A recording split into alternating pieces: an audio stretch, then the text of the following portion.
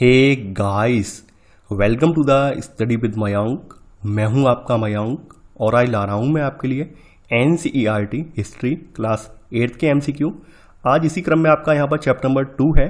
यहां पर हम व्यापार से साम्राज्य तक कंपनी की सत्ता स्थापित होती है, इस चैप्टर से संबंधित प्रश्नों को देखेंगे।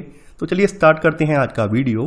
देखते हैं हमें क्या क्या डिस्कस करना है। यहाँ पर आज का पहला प्रश्न है आपका, 17वीं शताब्दी के प्रथमार्ध में भारत में यूरोपियों के बढ़ते प्रसार के संदर्भ में निम्नलिखित कथनों पर विचार कीजिए। पूछा गया है कौन सा कथन यहाँ पर सही है। पहला है, सन 1700 में ईस्ट इंडिया कंपनी ने इंग्लैंड की महारानी से चार्टर हासिल किया, जिससे कंपनी को पूरब से व्यापार करने का एकाधिकार मिल गया। भारत के बने बारीक सूती कपड़े और रेशम की यूरोप के बाजारों में बहुत अधिक मांग थी। अगला है, इस समय तक अंग्रेज भारत के पश्चिमी तट पर अपनी उपस्थिति दर्ज करा चुके थे। तो बात कर लेते हैं आपके पहले वाले कथन की। देखिए, सन 1700 में नहीं बल्कि सन 1600 में ईस्ट इंडिया कंपनी ने जो इंग्लैंड की महारानी है, यानी कि जिन्हें हम एलिजाबेथ प्रथम के नाम से जानते हैं, तो इनसे एक शाही दस्तावेज जिसे चार्टर कहते हैं या इजाजतनामा कहते हैं, ये हासिल कर लिया है और इसके जरिए कंपनी को पूरब से व्यापार करने का एकाधिकार मिल गया है। देखिए, यहाँ पे ध्यान देने वाली बात यह है कि इंग्लैंड की अब कोई दूसरी कंपनी इंग्लैंड की कोई दूसरी व्यापारिक कंपनी अब इस इलाके में ईस्ट इंडिया कंपनी से कह सकते हैं होड़ नहीं कर सकती है। लेकिन जो ये शाही दस्तावेज या चार्टर मिला था, ये दूसरी यूरोपीय ताकतों को पूरब के बाजारों में आने से नहीं रोकता था। ये ध्यान देने वाली बात ये है। तो यहाँ पर पहला वाला कथन असत्य है, क्योंकि यहाँ पर सन गलत लिखी हुई है। दूसरी बात यहाँ पर यही है, देखिए भारत का जो व्यापार है, प्राचीन काल से ही भारत जो है व्यापार के मामले में, विदेशी व्यापार के मामले में बहुत ज़्यादा समृद्ध रहा है। हमारे यहाँ के उत्पादों की विदेशों में भारी डिमांड रहती थी। तो सूती कपड़ा यहाँ पर जो है भारत का बहुत इंपॉर्टेंट था। साथ साथ रेशम का भी यहाँ पर निर्यात होता था। इसके अलावा भारत के जो मसाले हैं, मसालों में आपको पता ही होगा, काली मिर्च, लौंग, इलायची और दालचीनी, इनकी भी जबरदस्त मांग रहती थी। तो यहाँ पर सेकंड वाला कथन सही है। अगला है, इस समय तक अंग्रेज भारत के पश्चिमी तट पर अपनी उपस्थिति दर्ज करा चुके थे। देखिए, आपको पता होना चाहिए हमारे यहाँ सबसे पहले पुर्तगालियों का आगमन हुआ है। तो पुर्तगाली जो है वो अंग्रेजों से पहले आए थे और पुर्तगाली सबसे पहले भारत में पश्चिमी तट पर अपनी उपस्थिति दर्ज करवा चुके थे। और आपको पता होना चाहिए कि पुर्तगालियों ने जो अपना ठिकाना बनाया था वो गोवा में अपना ठिकाना बनाया था। तो यहाँ पर आपका केवल सेकंड वाला कथन सही है। तो आंसर है आपका बी, केवल सेकंड। अगला प्रश्न है आपका, यानी कि यहाँ पर पहली बार यूरोप से भारत तक पहुंचने के समुद्री मार्ग का पता लगाने वाला वास्को डी गामा यात्री निम्नलिखित में से किस देश से संबंधित था। पहला है हॉलैंड, इंग्लैंड, फ्रांस, पुर्तगाल।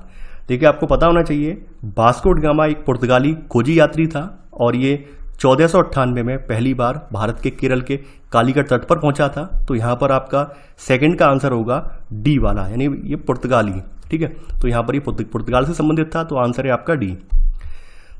तीसरा प्रश्न है अब आपका, भारत में यूरोपीय व्यापारिक शक्तियों के आगमन का सही क्रम निम्नलिखित में से कौन सा है। डच, फ्रांसीसी, पुर्तगाली, अंग्रेज।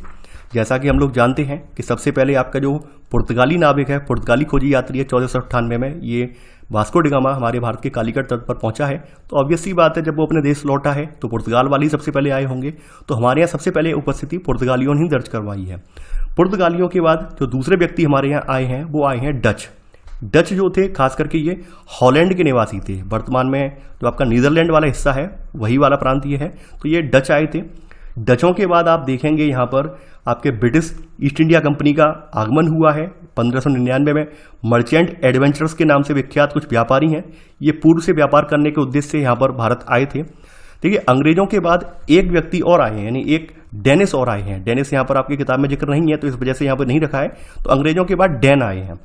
डेनिस ने भी अपना यहाँ पे कारोबार किया है। डेनिस जो है सबसे पहले आप देखेंगे 1616 में भारत आए हैं। डेनिसों ने 1620 में ट्रैंकोबार और 1676 में सेरामपुर, जो कि बंगाल में पड़ता है, यहाँ पर अपनी फैक्ट्रियाँ स्थापित की थी। इनके बाद आए हैं फिर फ्रांसीसियों का आगमन हुआ है। तो यहाँ पर आपका सही वाला ऑप्शन जो है सी वाला है, पुर्तगाली, डच, अंग्रेज के बाद डैन और हैं और फिर फ्रांसीसी हैं। चूंकि आपकी किताब में डैन का जिक्र नहीं है, तो यहाँ पर आपका ये वाला सी वाला कथन आपका सही है बिल्कुल। चौथा प्रश्न है अब आपका, भारत में ईस्ट इंडिया कंपनी के व्यापार की शुरुआत के संदर्भ में निम्नलिखित कथनों पर विचार कीजिए। पूछा गया है कौन सा कथन यहाँ पर गलत है, यानी कि यहाँ पर असत्य कथन कौन सा है, ये आपको यहाँ पर बताना है। पहला है, पहली इंग्लिश फैक्ट्री 1661 में हुगली नदी के किनारे शुरू हुई। कंपनी के व्यापारी यहीं से अपना काम चलाते थे। अगला है, इन व्यापारियों को उस जमाने में फैक्टर कहा जाता था। इस फैक्ट्री में वेयर हाउस था जहां निर्यात होने वाली चीज़ों को जमा किया जाता था। तो देखिए, सबसे पहले हम बात कर लेते हैं। तो पहली इंग्लिश फैक्ट्री जो है ये 1651 में स्थापित की गई है। 1651 में हुगली नदी के किनारे ये शुरू की गई है और कंपनी के व्यापारी मोस्टली यहीं से काम चलाते थे। तो पहला वाला कथन आपका असत्य हो जाएगा। दूसरा कथन आपका बिल्कुल सही है। देखिए, यहाँ पर जो व्यापारी हैं उनको इस जमाने में फैक्टर कहा जाता था और इस फैक्ट्री में जो है वेयर हाउस था। वेयर हाउस का मतलब क्या होता है? जहाँ पर सामान को रखा जाता है और जहाँ निर्यात होने वाली चीज़ों को जमा किया जाता था। तो यहाँ पर आपका केवल पहला वाला कथन गलत होगा। तो आंसर है आपका केवल 1।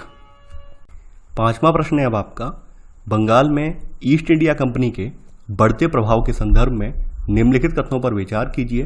पूछा गया है कौन सा कथन यहाँ पर सही नहीं है, यानी गलत कौन सा है। पहला है, कंपनी ने मुगल अफसरों को रिश्वत देकर कालीकाता गांव की जमींदारी खरीदी थी जो बाद में कलकत्ता बना। अगला है, कंपनी ने मुगल बादशाह औरंगजेब से फरमान प्राप्त किया जिसके अनुसार वह और कंपनी के अफसर जो निजी तौर पर व्यापार चलाते थे दोनों बिना शुल्क चुकाए व्यापार कर सकते थे। तो जैसा कि आप लोग जानते होंगे कि पहली इंग्लिश फैक्ट्री 1651 में स्थापित कर दी गई थी हुगली नदी के किनारे और धीरे धीरे करके यहाँ पर उस समय इनके जो भी व्यापारी थे, सौदागर थे, उन सबको प्रेरित किया जाने लगा कि आप इसके आसपास आके बसने लगें। अब चूंकि ये लोग आकर वहाँ पर बसने लगे तो जगह की ज़रूरत पड़ने लगी। तो ऐसे में इन्होंने यहाँ पर क्या किया है, यहाँ पर 1696 में इन्होंने कालीकाता गाँव की जमींदारी ले ली है और कालीकाता के साथ साथ यहाँ पर 2 गाँव और थे। एक तो गाँव था सुतानती और दूसरा गांव था एक गोविंदपुर। तो इन तीनों को मिलाकर बाद में कलकत्ता बना है। बाद में आपका यही जो गांव आप देख रहे हैं कालीकाता, इसका नाम ले लिया गया कलकत्ता के रूप में और कलकत्ता शहर की स्थापना करने का जो श्रेय जाता है वो जाता है जॉब चरनॉक को। ये भी ध्यान रखना, जॉब चरनॉक या चारनाक करके कई बार पूछा जाता है, ये जॉब चरनॉक को ये श्रेय जाता है। तो यहाँ पहला वाला कथन आपका बिल्कुल सही है। सेकेंड है यहाँ पर कि कंपनी ने मुगल बादशाह औरंगजेब से जो फरमान प्राप्त किया उसके अनुसार वो कंपनी के अफसर ये दोनों निजी तौर पर व्यापार चला सकते थे और दोनों को कोई शुल्क चुकाने की जरूरत नहीं थी। देखिए, यहाँ पर ये आधा कथन सही है और आधा गलत है। कंपनी ने मुगल बादशाह औरंगजेब को इस बात के लिए तैयार कर लिया था कि कंपनी को बिना शुल्क चुकाए व्यापार करने का वो फरमान जारी कर दें और औरंगजेब के द्वारा इस फरमान जो जारी किया था इससे केवल कंपनी को ही शुल्क मुक्त व्यापार का अधिकार मिला था। कंपनी के जो भी अफसर निजी तौर पर व्यापार चलाते थे उन्हें इस प्रकार की कोई भी छूट नहीं थी, लेकिन उन्होंने भी कोई शुल्क चुकाने से इनकार कर दिया, जिससे क्या हुआ, बंगाल में राजस्व की भारी कमी हो गई, राजस्व की बहुत ज़्यादा कमी हो गई, क्योंकि इसी फरमान पर ये अफसर भी अपना निजी व्यापार चलाने लगे। तो ऐसे में ऑब्वियस सी बात है कि वहाँ पर राजस्व की कमी हो जाएगी। तो यहाँ पर आपका सेकंड वाला कथन असत्य है। पूछा गया है कौन सा कथन सही नहीं है, केवल सेकंड वाला कथन सही नहीं है। तो आंसर है आपका बी, केवल द्वितीय। छठवां प्रश्न है आपका, निम्नलिखित में से कौन सा बंगाल के नवाबों का सही कालक्रम है? अलीवर्दी खान, मुर्शिद कुली खान, सिराजुद्दौला। देखिए, यहाँ पर बताना है कौन सा यहाँ पर आपका जो है ये सही क्रम है। बात करें यहाँ पर दिए गए नवाबों में सबसे पहले आपका मुर्शिद कुली खान आएंगे और उसके बाद आएंगे अलीवर्दी खान आएंगे और फिर सिराजुद्दौला आएंगे। यानी कि मुर्शिद कुली खान का अलीवर्दी खान नवाब की गद्दी पर बैठे हैं और 1756 में फिर अलीवर्दी खान की मृत्यु के बाद यहाँ पर सिराजुद्दौला जो है बंगाल के नवाब बने हैं। तो यहाँ पर छठवें का आंसर होगा आपका सी वाला। सातवां प्रश्न है अब आपका, ईस्ट इंडिया कंपनी और बंगाल के नवाबों के मध्य बढ़ते तनाव के कारणों के संदर्भ में निम्नलिखित कथनों पर विचार कीजिए। पूछा गया है कौन सा कथन सही है। पहला है, नवाबों ने कंपनी से व्यापार के अधिकार के बदले में नजराने की मांग की। सेकंड, नवाबों ने कंपनी को सिक्के ढालने का अधिकार तो दिया परंतु कंपनी को किलेबंदी इसकी रोक दी गई। देखिए, बात करें यहाँ पर आप देखेंगे मुर्शिद कुली खान के बाद अलीवर्दी खान, उसके बाद सिराजुद्दौला जो है बंगाल के नवाब बने हैं और ये सभी शक्तिशाली शासक थे। उन्होंने जो है कंपनी को जो भी रियायत या छूट मिली हुई थी ये सब देने से मना कर दिया कि हम ये नहीं देंगे। इन्होंने क्या किया, यानी व्यापार का अधिकार देने के बदले कंपनी से इन्होंने नजराने मांगे। तो यहाँ पर पहला वाला कथन बिल्कुल सही है। इसके अलावा यहाँ पर ये जो नवाब हैं, नवाब ने कंपनी को ना तो सिक्के ढालने का अधिकार दिया है और ना ही जो उनकी जो किलेबंदी करते जा रहे थे अपने इलाकों की किलेबंदी भी उनकी रोक दी गई है। तो यहाँ सेकंड वाला कथन असत्य हो जाएगा। तो यहाँ पर केवल पहला वाला कथन सही है। तो यहाँ पर आंसर है आपका केवल एक। देखिए यहाँ पर कंपनी जो है वो नवाब के राज्य के खास करके आंतरिक मामले हैं इनमें टांग अड़ाती थी, और साथ ही कंपनी का कहना ये था कि स्थानीय अधिकारियों की जो बेतुकी मांगों से कंपनी का व्यापार जो है तबाह हो रहा है। तो ये भी कंपनी ने आरोप लगाए थे। हालांकि कंपनी वाले आप जानते ही थे ऑलरेडी मनमानी कर रहे थे, इस वजह से यहाँ पर नवाब हैं, नवाबों के राजस्व जो है बंगाल का कम होता जा रहा था और नवाबों की ताकत दिनों दिन कहीं ना कहीं घटती जा रही थी। इन सब परिणामों का आप इन सब टकराव के परिणामों का आप जो पढ़त देखेंगे वो आप देखेंगे ये प्लासी के युद्ध के रूप में आपके सामने निकल कर आई है, ये हम लोग जानते हैं। तो यहाँ 7वें का ऑप्शन है आपका ए वाला, यानी केवल 1। 8वां प्रश्न है आपका, प्लासी के युद्ध के संदर्भ में निम्नलिखित कथनों पर विचार कीजिए। पूछा गया है कौन सा कथन यहाँ पर सही है। पहला है, इस युद्ध में रॉबर्ट क्लाइव ने कंपनी की सेना का नेतृत्व किया। सेकंड, सिराजुद्दौला के सेनापति मीर जाफर की टुकड़ियों ने इस युद्ध में हिस्सा नहीं लिया। थर्ड, इस युद्ध के बाद सिराजुद्दौला को मार दिया गया और मीर जाफर को नवाब बनाया गया। देखिए बात करें यहाँ पर प्लासी का युद्ध की बात करें तो प्लासी का युद्ध 1757 में हुआ था, ये बात आप लोग जानते होंगे। इसमें बंगाल के नवाब सिराजुद्दौला के खिलाफ रॉबर्ट क्लाइव ने कंपनी की सेना का नेतृत्व किया और इस युद्ध में आप देखेंगे कि सिराजुद्दौला की हार होती है। तो पहला वाला कथन बिल्कुल सही है। यहाँ पर सिराजुद्दौला के सेनापतियों में से एक जो है मीर जाफर है, इसकी टुकड़ियों ने कंपनी का साथ दिया और इस युद्ध में हिस्सा नहीं लिया। इसकी वजह से क्या हुआ, इसकी वजह से सिराजुद्दौला को खास करके करारी शिकस्त का सामना करना पड़ा है। तो सेकंड वाला कथन यहाँ पर बिल्कुल सही है। इस युद्ध के बाद हम ये देखते हैं सिराजुद्दौला मार दिया गया है और मीर जाफर को यहाँ पर नवाब बनाया गया है, क्योंकि अंग्रेज क्या चाहते थे, अंग्रेज तो कठपुतली शासक चाहते थे जो केवल क्या है उनके इशारे पर अपने ऑर्डर जारी करे, बीच में टांग ना अड़ाए। तो यहाँ पर सभी कथन सही हैं, तो आंसर है आपका डी, उपरोक्त सभी। 9वां प्रश्न है अब आपका, बक्सर के युद्ध के संदर्भ में निम्नलिखित कथनों पर विचार कीजिए। पूछा गया है कौन सा कथन यहाँ पर सही है। पहला है, यह युद्ध कंपनी और मीर जाफर के मध्य लड़ा गया। सेकंड, इस युद्ध में कंपनी की जीत के बाद मीर कासिम को नवाब बनाया गया। अगला है, इस युद्ध के बाद अब नवाब को हर महीने 5 लाख रुपए कंपनी को चुकाना तय हुआ। देखिए यहाँ पर कंपनी को भी जल्दी यहाँ पर एहसास हो गया था कि जो कठपुतली वाला हमने सपना देखा था कि कठपुतली नवाब बनाकर बिठा देंगे, ये रास्ता भी आसान नहीं है, क्योंकि कठपुतली नवाब हमेशा कंपनी के इशारों पर नहीं चलते थे, क्योंकि कहीं ना कहीं उनके अंदर भी ये भावना आ जाती थी कि हम एक नवाब हैं, हमेशा इनके इशारों में हम नहीं चलेंगे। तो यहाँ पर ऐसे में आप देखेंगे बक्सर का युद्ध हुआ है। बक्सर का युद्ध जो हुआ है 1764 में हुआ है, ये ध्यान देने वाली बात ये है। और ये कंपनी और मीर जाफर के मध्य नहीं हुआ है, बल्कि मीर कासिम के मध्य हुआ है। तो यहाँ पर आपका पहला वाला कथन ये है वो असत्य हो जाएगा, यानी बक्सर का युद्ध 1764 में कंपनी और मीर कासिम के मध्य लड़ा गया है और इसमें भी जो है कंपनी की जीत होती है। दूसरी बात ये है, यहाँ पे बताया गया है कि इस युद्ध में कंपनी की जीत के बाद मीर कासिम को नवाब बनाया गया। नहीं, यहाँ पर आप देखेंगे यहाँ पर जो मीर जाफर है इसको नवाब बनाया गया है, ना कि मीर कासिम को, क्योंकि मीर कासिम तो यहाँ पर युद्ध में इनसे हार ही गया है। तो यहाँ पर सेकंड वाला कथन भी असत्य हो जाएगा, यानी कंपनी की जीत के बाद मीर जाफर को दोबारा नवाब बनाया गया है, और सेकंड वाला कथन यहाँ गलत हो जाएगा। तीसरा है, इस युद्ध के बाद अब नवाब को हर महीने 5 लाख रुपए चुकाना तय था। देखिए यहाँ पर क्या था, अंग्रेज बहुत होशियार लोग थे, यानी खास करके उनका जो हर्जाना हुआ है, उनका जो खर्चा हुआ है युद्ध लड़ने में, वो भी इन्होंने इसके ऊपर डाल दिया है, वो भी इनके नवाब के ऊपर डाल दिया। युद्ध के बाद अब नवाब को हर महीने 5 लाख रुपए कंपनी को चुकाना तय हुआ है। साथ ही साथ अपने सैनिक खर्चों से निपटने, व्यापारिक जरूरतों को पूरा करने या फिर अन्य खर्चों को पूरा करने के लिए भी कंपनी इनसे पैसे चाहती थी। यहाँ तीसरा वाला कथन आपका सही है, तो आंसर है आपका सी, केवल तीसरा वाला, यानी केवल सी। 10वां प्रश्न है आपका, ईस्ट इंडिया कंपनी को बंगाल की दीवानी प्राप्त होने के संदर्भ में निम्नलिखित कथनों पर विचार कीजिए। पूछा गया है कौन सा कथन यहाँ पर सही है। पहला है, बक्सर के युद्ध के बाद बंगाल के नवाब ने कंपनी को बंगाल का दीवान नियुक्त कर दिया। बंगाल की दीवानी मिलने के बाद व्यापार की चीजें खरीदने के लिए कंपनी को ब्रिटेन से सोना लाने की जरूरत नहीं रही।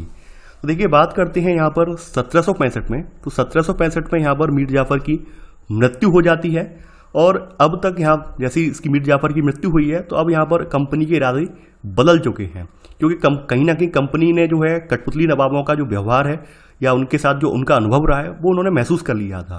तो यहाँ पर रॉबर्ट क्लाइव ने ऐलान कर दिया है कि अब हमें खुद ही नवाब बनना पड़ेगा। आखिरकार में यहाँ पर 1765 में मुगल सम्राट ने, ना कि बंगाल के नवाब ने, मुगल सम्राट ने कंपनी को ही बंगाल प्रांत का दीवान नियुक्त कर दिया है। तो यहाँ पहला वाला कथन गलत हो जाएगा, क्योंकि यहाँ लिखा हुआ है बंगाल के नवाब ने कंपनी को बंगाल का दीवान नियुक्त कर दिया। नहीं, ये मुगल सम्राट ने नियुक्त किया है। दीवानी मिलने के कारण कंपनी को बंगाल के विशाल राजस्व संसाधनों पर नियंत्रण मिल गया। पहले आप जानते होंगे कि 18वीं सदी की शुरुआत में जब भारत के साथ व्यापार हो रहा था अंग्रेजों का, तो उस समय इन्हें ज़्यादातर जो सामान था, यानी कि ज़्यादातर भारत से खरीदने वाली चीज़ें हैं, उनकी कीमत चुकाने के लिए अपने देश से सोना या चांदी लाना पड़ता था। यानी ब्रिटेन से सोना या चांदी लाते थे, उसके बदले में हमारे देश का सामान लेकर जाते थे। अब चूंकि दीवानी का अधिकार मिल गया है, यानी राजस्व प्राप्ति का अधिकार मिल गया है, तो ऐसे में उन्हें अब सोना चांदी लाने की जरूरत है ही नहीं। यहीं के व्यापार के लिए उनके पास यहीं संसाधन मौजूद हो गए हैं। तो यहाँ सेकंड वाला कथन बिल्कुल सही है कि बंगाल की दीवानी मिलने के बाद व्यापार की चीज़ें खरीदने के लिए कंपनी को ब्रिटेन से सोना चांदी लाने की जरूरत नहीं रही है। यानी इस कमाई से कंपनी भारत में सूती और रेशमी कपड़ा खरीद सकती थी और अपनी फौजों को भी संभाल सकती थी। तो यहाँ पर केवल सेकंड वाला कथन सही है। तो 10वें का आंसर है आपका बी, केवल द्वितीय। 11वां प्रश्न है आपका, बक्सर के युद्ध के बाद कंपनी द्वारा भारतीय रियासतों में तैनात किए गए रेजिडेंटों के संदर्भ में निम्नलिखित कथनों पर विचार कीजिए। पूछा गया है कौन सा कथन यहाँ पर सही है। पहला है, ये कंपनी के राजनीतिक या व्यावसायिक प्रतिनिधि होते थे।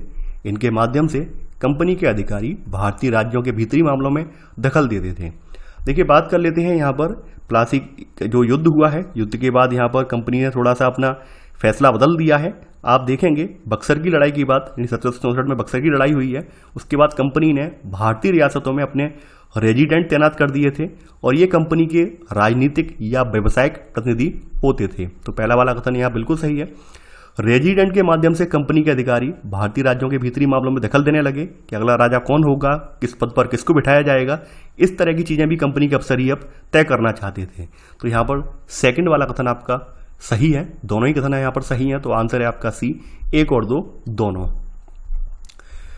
12वां प्रश्न है आपका, रॉबर्ट क्लाइव ने भारत में बेहिसाब दौलत जमा कर ली थी, लेकिन 1772 में ब्रिटिश संसद में उसे खुद भ्रष्टाचार के आरोपों पर सफाई देनी पड़ी।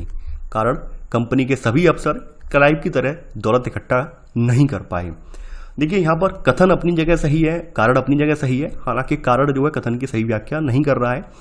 देखिए, यहाँ पर आप लोग जानते ही हैं रॉबर्ट क्लाइव जो कि बंगाल का गवर्नर रहा था, तो उसने अपने समय में तमाम जो है नंबर 2 का काम किया था। यानी कि कंपनी का व्यापार तो हो ही रहा था, लेकिन अलग से उसका भी व्यापार हो रहा था। तो ऐसे करके उसने एक भारी मात्रा में दौलत जमा कर ली थी।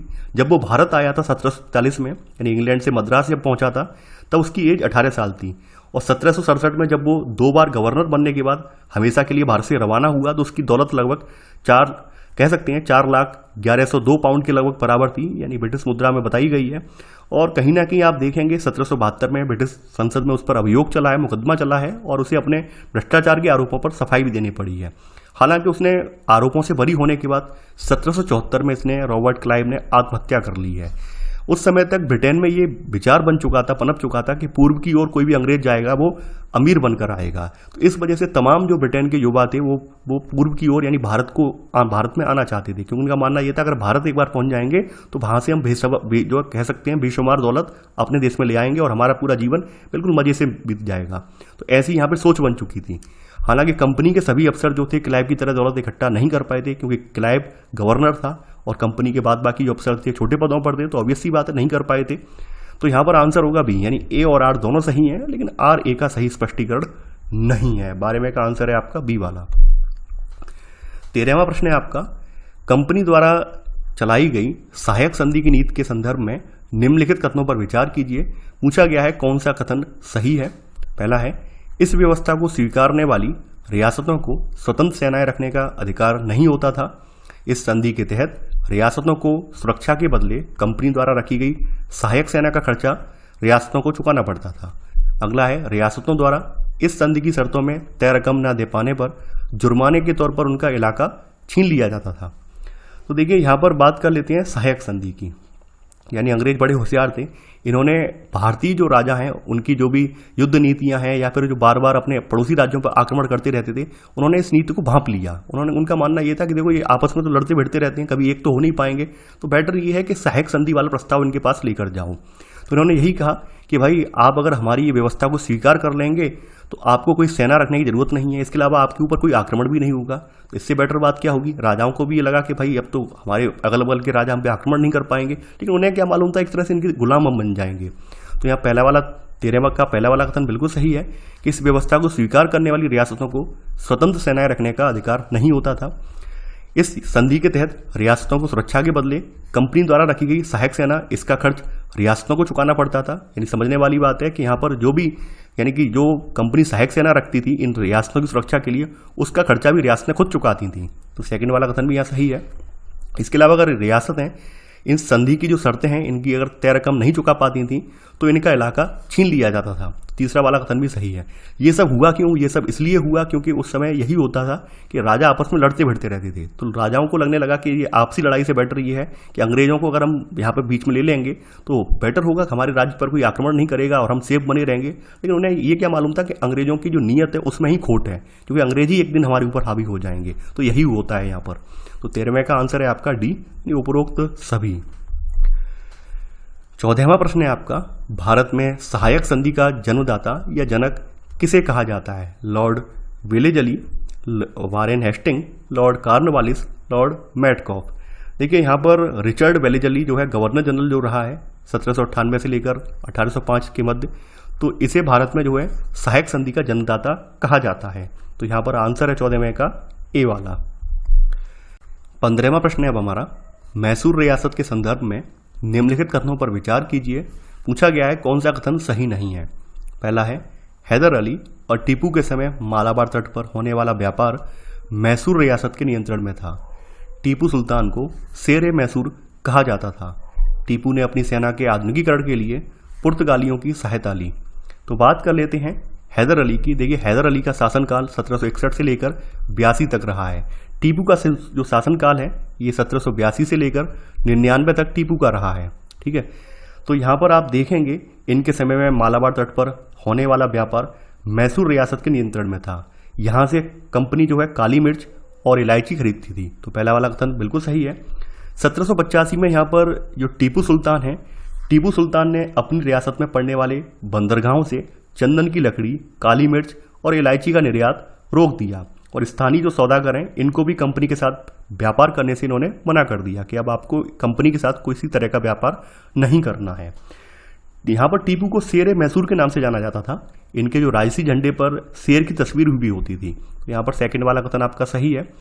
टीपू सुल्तान ने भारत में रहने वाले जो फ्रांसीसी व्यापारी हैं तो इनके साथ एक घनिष्ठ संबंध स्थापित किए और इनकी मदद से अपने सेना का आधुनिकीकरण किया है, ना कि पुर्तगालियों की मदद से। यानी इन्होंने जो फ्रांसीसी व्यापारी हैं इनकी मदद से जो है फ्रांसीसियों की मदद से यहाँ पर अपनी सेना का आधुनिकीकरण किया है, तो ना कि पुर्तगालियों की मदद से। तो यहाँ तीसरा वाला कथन असत्य हो जाएगा। केवल पहला दूसरा सही है। पूछा गया है कौन सा सही नहीं है, तो 15वें का सी वाला, यानी केवल तीसरा वाला कथन सही नहीं है, तो आंसर है सी।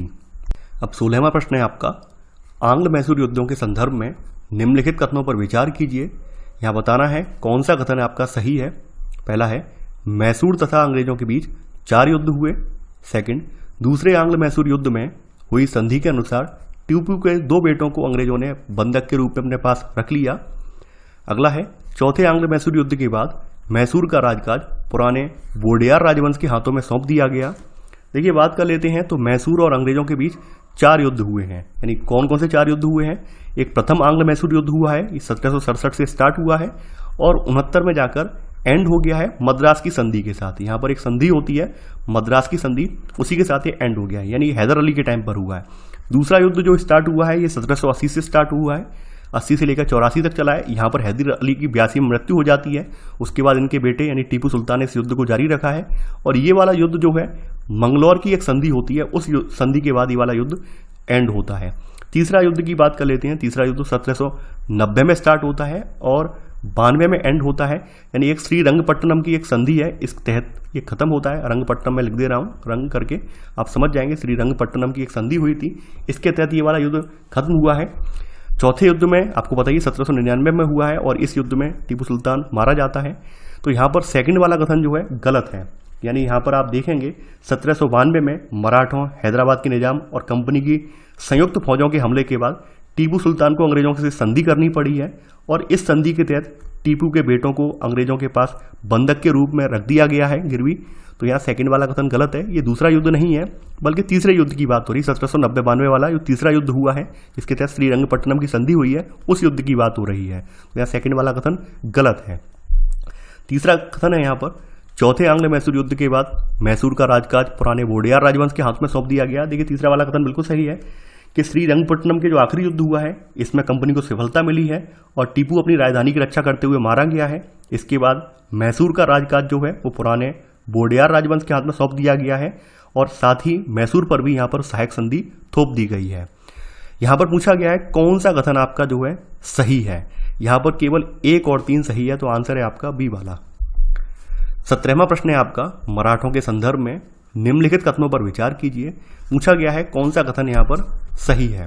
पहला है, मराठों का दिल्ली पर शासन का सपना पानीपत की तीसरी लड़ाई में टूटा। अगला है यहाँ पर, मराठा सरदार एक पेशवा के अंतर्गत एक कन्फेडरेसी यानी राज्यमंडल के सदस्य थे। अगला है, दूसरा आंग्ल मराठा युद्ध सालबाई की संधि जो हुई है इसके साथ समाप्त हुआ है। अगला है, तीसरे आंग्ल मराठा युद्ध के बाद पेशवा को कानपुर के पास बिठूर में पेंशन पर भेज दिया गया। तो बात कर लेते हैं मराठा की। देखिए आपको पता ही होगा कि 1761 में जो तीसरी पानीपत की लड़ाई हुई है तो यहाँ पर मराठाओं की हार हुई है और मराठों का जो दिल्ली पर शासन का सपना था वो चूर चूर हो गया। इसके कारण भी आपको पता है मराठों की हार के कारण क्या थे। कारण यही थे कि चूंकि ये लोग सभी पर आक्रमण करते रहते थे, सभी से लड़ते रहते थे, इस वजह से इस लड़ाई में इन्होंने किसी ने भी इनका साथ नहीं दिया है। तो 17वें का पहला कथन यहाँ पर सही है। दूसरा कथन यहाँ पर देखते हैं, यहाँ पर मराठा सरदार एक पेशवा के अंतर्गत एक कन्फेडरेसी यानी राज्यमंडल के सदस्य थे। देखिए यहाँ पर आप देखेंगे कि ये एक कन्फेडरेसी का मतलब यहाँ पर क्या है, गठबंधन, यानी ये गठबंधन के तहत आते थे ये। तो यहाँ पर सेकंड वाला कथन भी सही है।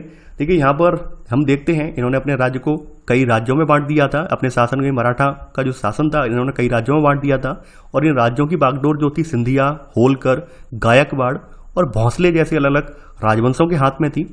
और ये सारे सरदार जो थे एक पेशवा यानी सर्वोच्च मंत्री के अंतर्गत एक कन्फेडरेसी के सदस्य थे। तो यहाँ सेकंड वाला कथन बिल्कुल सही है।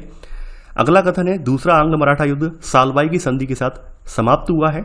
देखिए यहाँ पर आप देखेंगे पहला आंग्ल मराठा युद्ध जो हुआ है 1782 में हुआ है और ये आपका जो है सालबाई की संधि के साथ खत्म हुआ है जिसमें कोई भी पक्ष जीता नहीं गया है।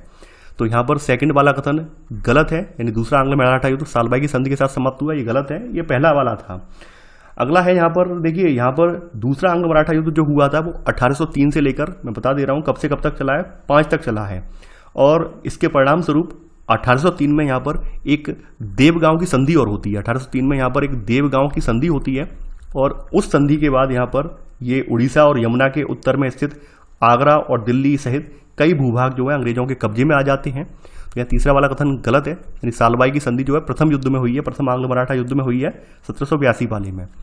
चौथा है 1782 में तीसरे आंग्ल मराठा युद्ध के बाद पेशवा को कानपुर के पास बिठूर में पेंशन पर भेज दिया गया। देखिए यहाँ पर बिल्कुल सही है कि जो अंतिम युद्ध है इसमें यहाँ पर आप देखेंगे कि 1817-19 के तीसरे अंग्रेज मराठा युद्ध में जो अंग्रेजों ने इनकी ताकत को पूरी तरह से कुचल दिया है और कुचलने के उपरांत आप देखते हैं यहाँ पर कि पेशवा को पुणे से हटाकर कानपुर के पास बिठूर में पेंशन पर भेज दिया गया है। तो चौथा वाला कथन यहाँ बिल्कुल सही है। देखिए यहाँ पर तीसरा वाला जो आंग्ल मराठा युद्ध हुआ है वो 1817 से लेकर 19 के बीच हुआ है, यानी मैं लिख दे रहा हूँ ये पहला वाला था, ये सेकंड वाला था और ये थर्ड वाला था। तो यहाँ पर आपका केवल और केवल 1, 2 और 4 कथन सही है। तो आंसर है आपका यहाँ पर सी वाला। 18वां प्रश्न है आपका, कित्तूर कर्नाटक में प्रारंभ हुए अंग्रेज विरोधी आंदोलन के संदर्भ में निम्नलिखित कथनों पर विचार कीजिए। पूछा गया है कौन सा कथन यहाँ पर असत्य है।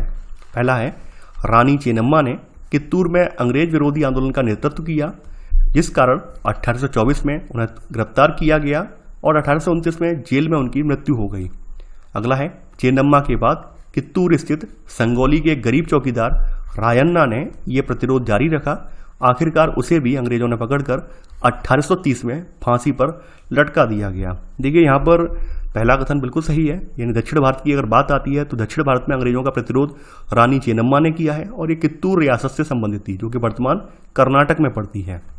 तो बात कर लेते हैं इस रियासत की। तो यहाँ पर इन्होंने 1824 में इन्हें गिरफ्तार किया गया है और 1829 में जेल में रानी चेन्नम्मा की मृत्यु हो जाती है। फिर कित्तूर में ही एक गरीब चौकीदार था रायन्ना, इन्होंने क्या है अंग्रेजों का प्रतिरोध जारी रखा है, इन्हें भी पकड़ लिया गया है। 1830 में इनको भी फांसी दे दी गई है। तो यहाँ पे पूछा गया है कौन सा कथन असत्य है। ना तो पहला गलत है और ना ही दूसरा गलत है, तो आंसर होगा यहाँ पर डी वाला, इन 18 में का डी। 19वां प्रश्न है आपका, कथन दिया है, कारण दिया है। कंपनी ने एक लंबी लड़ाई के बाद अफगानिस्तान पर अपना प्रत्यक्ष नियंत्रण स्थापित किया।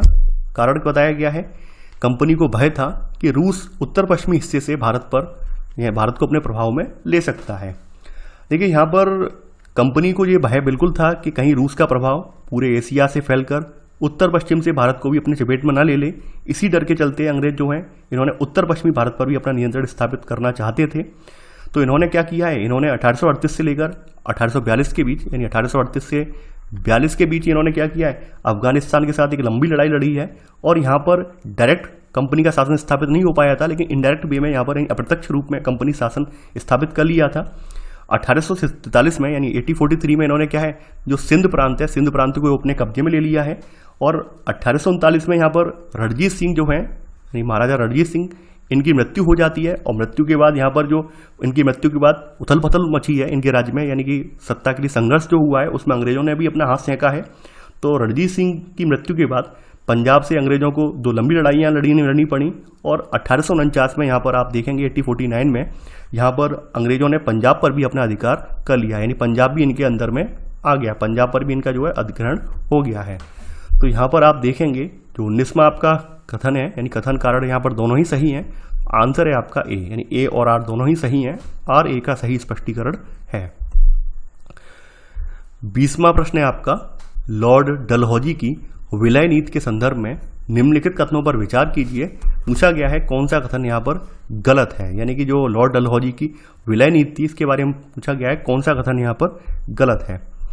पहला है यहाँ पर, इस नीति के अंतर्गत किसी शासक जिसका कोई पुरुष वारिस नहीं है की मृत्यु होने पर उसकी रियासत कंपनी के भूभाग का हिस्सा बन जाती थी। सेकंड, इस सिद्धांत के आधार पर सबसे पहले अवध का विलय किया गया। देखिए यहाँ बिल्कुल सही है, जो अधिग्रहण की आखिरी लहर है वो 1848 से लेकर 56 के बीच में चली है, लॉर्ड डलहौजी के टाइम पे चली है। तो यहाँ पर आप देखते हैं कि जो लॉर्ड डलहौजी हैं गवर्नर जनरल थे, ये गवर्नर जनरल बने हैं, इन्होंने विलय नीति चलाई है, यहाँ पर विलय नीति या हड़प नीति। तो लॉर्ड डलहौजी इन्होंने ये विलय नीति अपनाई थी और ये सिद्धांत इसी तर्क पर आधारित था कि मान लीजिए किसी शासक की मृत्यु हो जाती है और उसके पास उसका कोई पुत्र नहीं है या पुरुष वारिस नहीं है, तो उसकी रियासत हड़प कर ली जाएगी। और इस सिद्धांत के आधार पर, यहाँ पहला कथन तो सही है, इस सिद्धांत के आधार पर सबसे पहले सतारा का विलय किया गया है। सतारा जो 1842 में सबसे पहले, 1842 नहीं 48 में जो है सतारा का विलय किया गया है। तो यहाँ पर आपका सेकंड वाला कथन गलत है, केवल पहला वाला सही है। तो आंसर है यहाँ पर, पूछा गया है कौन सा असत्य है, तो यहाँ पर आंसर होगा यहाँ पर बी वाला, केवल सेकंड। 21वां प्रश्न है आपका, लॉर्ड डलहौजी की विलय नीति के आधार पर अधिग्रहित की गई रियासतों का निम्नलिखित में से सही क्रम कौन सा है। नागपुर, झांसी, सतारा, संबलपुर, उदयपुर। देखिए सबसे पहले मैं यहाँ पे 1 बाय 1 करके सबकी जो यानी ईयर है वो मैं लिखते जाता हूँ, साल लिखते जाता हूँ, तो आप अपना क्रम लगा लेंगे। सबसे पहले बात कर लेते हैं नागपुर की। नागपुर का जो अधिग्रहण हुआ था 1853 में हुआ था। झांसी का अधिग्रहण जो हुआ है 1854 में हुआ है। इसके बाद सतारा की बात कर लेते हैं। सतारा का तो आपको पता ही है 1848 में हुआ है। और देखिए संबलपुर की बात कर लेते हैं। संबलपुर 1850 में हुआ है इसका अधिग्रहण। उदयपुर की बात कर लेते हैं। उदयपुर 1852। उदयपुर ये राजस्थान वाला उदयपुर नहीं है, बल्कि ये छत्तीसगढ़ वाला एक उदयपुर है, यानी राजस्थान वाला नहीं है। ध्यान देने वाली बात यहाँ पर ये है। तो यहाँ पर आपका ये आंसर होगा सी वाला, यानी कि यहाँ पर सतारा, संबलपुर, उदयपुर, नागपुर, झांसी। तो आंसर है यहाँ पर 21वें का सी वाला। 22वां प्रश्न है आपका, निम्नलिखित में से किस रियासत को लॉर्ड डलहौजी ने कुशासन का तर्क देकर अधिग्रहित किया। भरतपुर, मेवाड़, मैसूर, अवध। देखिए यहाँ पर 1856 में 1856 में कंपनी ने जो है अवध को भी अपने नियंत्रण में ले लिया है और इन्होंने हवाला दिया है कि यहाँ का जो नवाब है वो शासन चलाने में सक्षम नहीं है, यानी वो कुशासक है। इस वजह से हम ये रियासत अपने कब्जे में ले रहे हैं। तो ये कुशासन के आधार पर ली गई है। हालांकि इसके बाद अवध की जनता जो भड़क गई है, और आपने ये भी देखा है 1857 की जो महान विद्रोह हुआ है उस विद्रोह में अवध की जनता ने भी साथ दिया है। तो यहाँ 22वें का आंसर होगा आपका डी यानी अवध। 23वां प्रश्न है अब आपका, गवर्नर जनरल वारेन हेस्टिंग्स के काल में हुए प्रशासनिक सुधारों के संदर्भ में निम्नलिखित कथनों पर विचार कीजिए। पूछा गया है कौन सा कथन यहाँ पर सही है। पहला है, वारेन हेस्टिंग्स के समय 3 प्रेसिडेंसियां प्रशासनिक इकाइयां बंगाल, मद्रास और कर्नाटक थीं। अगला है, वारेन हेस्टिंग्स ने प्रत्येक जिले में एक फौजदारी और एक दीवानी अदालतों की स्थापना की। अगला है, 1773 के रेगुलेटिंग एक्ट के तहत एक सर्वोच्च न्यायालय के साथ साथ कलकत्ता में अपीली अदालत, सदर निजामत अदालत, इसकी स्थापना की गई। तो देखिए यहाँ पर हम देखते हैं कि वारेन हेस्टिंग के समय 3 प्रेसिडेंसियां यानी प्रशासनिक इकाइयां बंगाल, मद्रास और कर्नाटक नहीं थी बल्कि बम्बई थी। ठीक है, तो पहला वाला कथन यहाँ पर गलत हो जाएगा।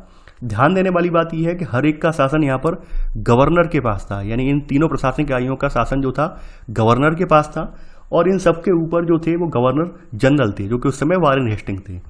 गवर्नर जनरल वारेन हेस्टिंग ने यहाँ पर कई प्रशासनिक सुधार किए हैं। इनका सबसे ज़्यादा जो प्रशासनिक सुधार में नाम आता है वो न्याय व्यवस्था में आता है। न्याय व्यवस्था के मामले में इन्होंने आमूलचूल परिवर्तन किए हैं भारत में। तो वारेन हेस्टिंग ने क्या किया है, इन्होंने 1772 में एक नई व्यवस्था 1772 में एक नई व्यवस्था लेकर आए हैं। इसके तहत इन्होंने प्रत्येक जिले में 2 अदालत, एक फौजदारी और एक दीवानी अदालत, इसकी स्थापना करवाई है। तो यहाँ सेकंड वाला कथन यहाँ बिल्कुल सही है। अगला है, 1773 का जो रेगुलेटिंग एक्ट है, इसके तहत यहाँ पर आप देखेंगे 1774 में एक सर्वोच्च न्यायालय की स्थापना की गई है कोलकाता में, और इसके अलावा कलकत्ता में एक अपीली अदालत, सदर निजामत अदालत, इसकी भी स्थापना यहाँ पर की गई है। तो तीसरा वाला कथन यहाँ पर बिल्कुल सही है। तो यहाँ पर आपका आंसर होगा यहाँ पर बी वाला, केवल 2 और 3 कथन सही है, तो आंसर है आपका बी। 24वां प्रश्न है अब आपका, अंग्रेज गवर्नरों के संदर्भ में निम्नलिखित कथनों में से कौन सा सही है। यहाँ पर आपको सही नीचे दिए गए कूट का प्रयोग करके सही उत्तर आपको चुनना है। पहला है, रॉबर्ट क्लाइव को इंग्लैंड लौटने के बाद ब्रिटिश संसद में भ्रष्टाचार के आरोपों की सफाई देनी पड़ी। अगला है, वारेन हेस्टिंग्स जब इंग्लैंड लौटा तो उस पर ब्रिटिश संसद में महाभियोग का मुकदमा चला। अगला है, भारत में लॉर्ड हेस्टिंग्स के नेतृत्व में सर्वोच्चता की एक नीति शुरू की गई। देखिए यहाँ पर बात कर लेते हैं, सबसे पहले बात करते हैं रॉबर्ट क्लाइव की। तो रॉबर्ट क्लाइव को गवर्नर के अपने दूसरे कार्यकाल में कंपनी के भीतर फैले भ्रष्टाचार को खत्म करने का काम सौंपा गया, लेकिन कार्यकाल पूरा होने पर वह जब 1767 में भारत से रवाना हुआ है तो उसकी संपत्ति लगभग आप देखेंगे 4 लाख पॉइंट से ज़्यादा थी। और 1772 में ऐसे करके यहाँ पर ब्रिटिश संसद में, जैसा कि मैंने पहले ही बताया है, इस पर एक मुकदमा चलाया। हालांकि उस पर खुद पर लगे भ्रष्टाचार के आरोपों पर इस पर सफाई भी देनी पड़ी इसको, और बाद में 1774 में इसने आत्महत्या कर ली, ये जैसा कि हम जानते हैं। तो पहला वाला कथन यहाँ पर बिल्कुल सही है। वारेन हेस्टिंग की बात करते हैं। तो देखिए वारेन हेस्टिंग के वापस लौटने पर यहाँ पर एडमंड वर्क हैं, यानी इनका नाम पूछा जाता है कई बार, एडमंड वर्क करके एक व्यक्ति हैं। तो एडमंड बर्के या वर्क करके, तो इन्होंने इन पर संसद में कह सकते हैं इन पर बंगाल शासन सही ढंग से न चला पाने का आरोप जड़ दिया है, और इस आरोप के चलते हेस्टिंग्स पर ब्रिटिश संसद में महाभियोग का मुकदमा चलाया गया है, और ये मुकदमा 7 साल तक चला है। तो यहाँ पर बी वाला कथन भी सही है। यहाँ पर हम देखते हैं कि 19वीं सदी की शुरुआत में क्षेत्रीय विस्तार की नीति जो है आक्रामक तौर पर चली है। तो लॉर्ड हेस्टिंग्स, देखिए ध्यान देने वाली बात यह है कि ये वारेन हेस्टिंग है, ये लॉर्ड हेस्टिंग है, ये दूसरा व्यक्ति है। ये 1813 से लेकर इनका शासनकाल मैं बता दे रहा हूँ, 1813 से लेकर 23 तक रहे हैं, 1823 तक ये रहे हैं, गवर्नर जनरल के तौर पर रहे हैं। तो इनके नेतृत्व में सर्वोच्चता की नीति यहाँ पे शुरू की गई है, यानी कंपनी का दावा था कि उसकी सत्ता सर्वोच्च है, इसलिए भारतीय राज्यों पर को उसके नियंत्रण में होना चाहिए, यानी भारतीय राज्यों से उसकी सत्ता बिल्कुल ऊपर है। सर्वोच्चता की नीति इनके काल में चलाई गई है। तीसरा वाला कथन भी सही है। यहाँ पर तीनों ही कथन सही हैं, तो यहाँ पर आंसर है आपका डी, उपरोक्त सभी। 25वां प्रश्न है अब आपका, 1772 में वारेन हेस्टिंग्स द्वारा स्थापित नई न्याय व्यवस्था के संदर्भ में निम्नलिखित कथनों पर विचार कीजिए। पूछा गया है कौन सा कथन यहाँ पर असत्य है, यानी गलत कौन सा है। पहला है, दीवानी अदालतों के मुखिया यूरोपीय और भारतीय जिला कलेक्टर होते थे। मौलवी और हिंदू पंडित उनके लिए भारतीय कानूनों की व्याख्या करते थे। अगला है, फौजदारी अदालतें अभी भी काजी यानी एक न्यायाधीश और मुफ्ती मुस्लिम समुदाय का एक न्यायविद जो कानूनों की व्याख्या करता है के ही अंतर्गत थी, लेकिन वे भी कलेक्टर की निगरानी में काम करते थे। तो बात कर लेते हैं दीवानी अदालतों की। देखिए, दीवानी अदालतों के जो मुखिया होते थे वो यूरोपीय होते थे, ना कि भारतीय, यानी यूरोपीय जिला कलेक्टर इनके मुखिया होते थे, और मौलवी और हिंदू पंडित इनके लिए भारतीय कानूनों की व्याख्या करते थे। क्योंकि इसमें भारतीय लिखा हुआ है, नहीं, भारतीय नहीं थे, केवल यूरोपीय जिला कलेक्टर होते थे दीवानी अदालतों के मुखिया। पहला वाला कथन गलत है। फौजदारी अदालतें जो भी थी, ये भी अभी भी काजी यानी जो कि मुस्लिमों का न्यायाधीश होता है, और मुफ्ती मुस्लिम समुदाय का न्यायविद होता है, और इन कानूनों का यानी मुस्लिम समुदाय के कानून जो होते हैं उनका न्यायविद या उन कानूनों की व्याख्या करने वाला व्यक्ति मुफ्ती कहलाता है, इनके अंतर्गत थी। लेकिन ये भी कलेक्टर की निगरानी में काम करते थे। तो सेकंड वाला कथन यहाँ सही है। यहाँ पर आपका केवल पहला वाला कथन गलत है, तो आंसर है आपका केवल एक, केवल पहला वाला कथन असत्य है। अगला प्रश्न है आपका 26वां प्रश्न है। कथन 1775 में 11 पंडितों को भारतीय कानूनों का एक संकलन तैयार करने का काम सौंपा गया। कारण, ब्राह्मण पंडित धर्मशास्त्र की अलग अलग शाखाओं के हिसाब से स्थानीय कानूनों की अलग अलग व्याख्या कर देते थे। देखिए, यहाँ पर अपने देश में एक बड़ी समस्या क्या थी उस समय? बड़ी समस्या ये थी कि जो ब्राह्मण पंडित थे वो धर्मशास्त्र की अलग अलग शाखाओं के हिसाब से स्थानीय कानूनों की अलग अलग व्याख्या करते थे। तो उससे दिक्कत आ जाती थी कि किस तरह से इनको जो है दंडित किया जाए, कितने साल की सजा दी जाए, ये बड़ा कन्फ्यूजन क्रिएट हो जाता था। तो इस भिन्नता को खत्म करने के लिए, समरूपता लाने के लिए 1775 में 11 पंडितों को भारतीय कानूनों का एक संकलन तैयार करने का काम सौंपा गया। तो पहला वाला कथन यहाँ बिल्कुल सही है। और यहाँ पर एक व्यक्ति हैं N.B. हॉलहेड, नाम लिख दे रहा हूँ मैं, यहाँ पर नाम है इनका N.B. हॉलहेड। तो इन्होंने संकलन का अंग्रेजी में अनुवाद किया है। देखिए, कई बार पूछा जाता है कि जो ये संकलन तैयार किया गया था इसका अंग्रेजी में अनुवाद किसने किया है? N.B. हॉलहेड ने किया है 1775 में। तो कथन में यहाँ बिल्कुल सही है। कारण बताया गया, कारण यहाँ पर वही है कि भाई क्योंकि अलग अलग ब्राह्मण व्याख्या करते थे तो दिक्कत आ जाती थी कि भाई धर्मशास्त्र की व्याख्या किसी ने किसी अलग तरीके से की, दूसरे ने अलग तरीके से की, तो ऐसे में न्याय नहीं हो पाता समय पे। तो कथन कारण यहाँ पर दोनों ही सही हैं। तो आंसर है यहाँ पर आपका ए। देखिए, ध्यान देने वाली बात यह है 1778 तक यहाँ पर जो भी यूरोपीय न्यायाधीश हैं इनके लिए मुस्लिम कानूनों की भी एक संहिता तैयार कर ली गई है। ये भी यहाँ पर है, यानी इन्होंने केवल हिंदू कानूनों की संहिता तैयार नहीं करवाई है बल्कि मुस्लिम कानूनों की संहिता भी तैयार करवाई है। तो यहाँ 26 में का आंसर होगा आपका ए वाला। 27वां प्रश्न है अब आपका, कंपनी की फौज के संदर्भ में निम्नलिखित कथनों में से कौन सा सही नहीं है? पहला है, 18वीं सदी में ईस्ट इंडिया कंपनी ने अपनी सेना के लिए भर्ती में किसानों को भर्ती करके उन्हें पेशेवर सैनिक प्रशिक्षण दिया। सेकंड, अंग्रेज अपनी सेना को सिपॉय, जो भारतीय शब्द सिपाही से ही बना है, आर्मी कहते थे। अगला है, 1820 के दशक से जैसे जैसे युद्ध तकनीक बदलने लगी कंपनी की सेना में घुड़सवार टुकड़ियों की जरूरत ज़्यादा होती गई। अगला है, पेशेवर सिपाहियों की सेना खड़ा करने के चक्कर में अंग्रेज कई बार जाति और समुदाय की भावनाओं को नज़रअंदाज कर देते थे। देखिए, यहाँ पर हम बात कर देते हैं कंपनी की फौज की। तो कंपनी ने 18वीं सदी में अवध और बनारस जैसी रियासतें हैं जो कि किसानों को भर्ती करके उन्हें प्रोफेशनल सैनिक ट्रेनिंग देती थी, तो उसी तर्ज पर इन्होंने भी यही किया है। इन्होंने भी किसानों को भर्ती किया है, उनको प्रोफेशनल ट्रेनिंग दिलवाई है, पेशेवर सैनिक प्रशिक्षण दिया है। तो पहला वाला कथन यहाँ बिल्कुल सही है। अंग्रेज अपनी सेना को सिपॉय आर्मी यानी सिपाही शब्द का ही रूपांतरण है, तो यहाँ बी वाला कथन भी यहाँ पर सही है। और आप देखेंगे कि जो ब्रिटिश साम्राज्य में आप देखेंगे जो भी अफगानिस्तान, मिस्र में जो भी युद्ध लड़े गए तो सिपाही जो थे, मस्केट एक बंदूक होती है, तोड़ेदार बंदूक होती है, और मैचलॉक एक होता है। मैचलॉक जो बंदूक है, इस बंदूक में माचिस की चिंगारी से आग लगाई जाती है, तो इन जो बंदूकों से लैस होते थे। आप देखेंगे यहाँ पर जैसे जैसे 1820 के दशक तक युद्ध की तकनीक बदलने लगी है, मुगल काल में हमें ये देखा है कि पहले वहाँ पर मुगल सेना जो आगे बढ़ती थी, मुगल सेना की खास बात यही होती थी कि उसमें घुड़सवार ज़्यादा होते थे, पैदल सैनिक नहीं होते थे। लेकिन चूंकि यहाँ पर युद्ध की तकनीक बदली है, पहले तलवारों से लड़े जाते थे, अब बंदूकें आ गई, बंदूकों का प्रयोग होने लगा है, तो यहाँ पर अब ये जो घुड़सवारी वाली परंपरा है इसमें भी परिवर्तन आया है। अब यहाँ पर घुड़सवार की जगह यहाँ पर खास करके पैदल सैनिकों को ज़्यादा वरीयता दी जाने लगी है। यहाँ सी वाला कथन गलत हो जाएगा, यानी बोला गया है 1820 के दशक से जैसे जैसे युद्ध तकनीक बदलने लगी है कंपनी की सेना में घुड़सवार टुकड़ियों की जरूरत ज़्यादा होती गई, ज़्यादा नहीं होती गई है बल्कि कम होती गई है, यानी कि यहाँ पर इनकी ज़रूरत कम होती गई है, अब पैदल सैनिकों की ज़रूरत ज़्यादा होती थी। डी वाला यहाँ पर है, पेशेवर सिपाहियों की सेना खड़ा करने के चक्कर में अंग्रेज कई बार जाति और समुदाय की भावना को नज़रअंदाज कर देते थे। ये बिल्कुल सही बात है। आपने देखा वो कई बार तिलक, पगड़ी वगैरह ये सब चीज़ों को लेकर कई बार विद्रोह हुए, टकराव भी हुए हैं, तो ये यहाँ पर हमें देखने को मिला है। यहाँ पर पूछा गया है कौन सा कथन गलत है, तो यहाँ पर सी वाला कथन गलत है, तो आंसर है 27वें का सी। 28वां प्रश्न है अब आपका। देखिए यहाँ पर सूची 1 को सूची 2 से सुमेलित करना है आपको। और बताना है कौन किससे मैच कर रहा है। ये आपकी किताब से प्रश्न मैंने उठाया है। यहाँ पर है आपका दीवानी। दीवानी किसके अधीन था? देखिए दीवानी आपका क्या है, भू राजस्व वसूली करने का अधिकार है, यानी कि यहाँ पर ए का जो होगा वो दूसरा होगा, यानी कि मैं पेन अलग कलर का यूज कर लेता हूँ। शेरे मैसूर टीपू सुल्तान को कहा जाता है। इसके अलावा आपका अगला है रानी चेन्नम्मा, कित्तूर में अंग्रेज विरोधी आंदोलन का नेतृत्व करने वाली हैं। इसके अलावा आपका सिपाही, सिपाही को सिपॉय कहा है अंग्रेजों ने। अगला है आपका वारेन हेस्टिंग्स, भारत का पहला गवर्नर जनरल बना है। तो यहां पर आपका आंसर होगा बी वाला, यानी कि ए का दूसरा, बी का पहला, सी का पांचवा, डी का तीसरा और ई का चौथा। तो यहां पर आंसर होगा आपका ये वाला, यानी कि 28वें का बी। 29वां प्रश्न है अब आपका, निम्नलिखित कथनों में से कौन सा कथन सही है? पहला है मुगल साम्राज्य 18वीं सदी में मजबूत होता गया। Second, English east India company Bharat के साथ व्यापार करने वाली एकमात्र यूरोपीय कंपनी थी। अगला है महाराजा रणजीत सिंह पंजाब के राजा थे।